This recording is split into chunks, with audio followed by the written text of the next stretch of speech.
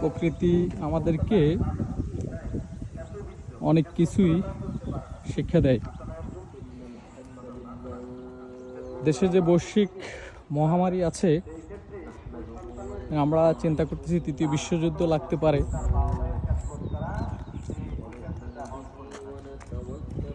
এই তৃতীয় বিশ্বযুদ্ধ মোকাবিলা করার জন্য এরকম ধান চাষ করতে হবে, গ্রামে এসে সবজি চাষ করতে হবে। এবং দেখছেন মাশাআল্লাহ অনেক সুন্দর ধান হয়েছে। এটার থেকে বাঁচার একমাত্র উপায় হচ্ছে এটা, এই সবজি চাষ, ধান চাষ। এবং আমাদেরকে এই বৈশ্বিক মহামারী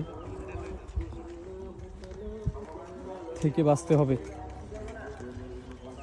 অলরেডি আমরা ব্রিকফিল্ডে চলে আসছি আমার গ্রামের বাড়ির জন্য ইট কেনার জন্য। এটার পাশাপাশি ধানও হয়েছে মাশাআল্লাহ, অনেক সুন্দর ধান হয়েছে। দেখেন আপনারা, অনেক সুন্দর ধান হয়েছে মাশাআল্লাহ। এক এক ছড়া অনেক বড় আসছে, আল্লাহর অশেষ নিয়ামত। আল্লাহ আসলে মহান। এটা হয়তো ইহুদিরা বুঝে না, বেদিনরা বুঝে না। আমরা যারা আল্লাহ তাআলার বান্দা আমরা সবাই এটা বিশ্বাস করি, এবং আমরা আল্লাহকে বিশ্বাস করি, রাসূলকে বিশ্বাস করি। এই জন্য হচ্ছে আমাদের আত্মবিশ্বাসটা বেশি। আমরা সবাই এই বৈশ্বিক মহামারীর জন্য আমরা প্রস্তুত হন। সবাই সবার মতো করে প্রস্তুতি নেন।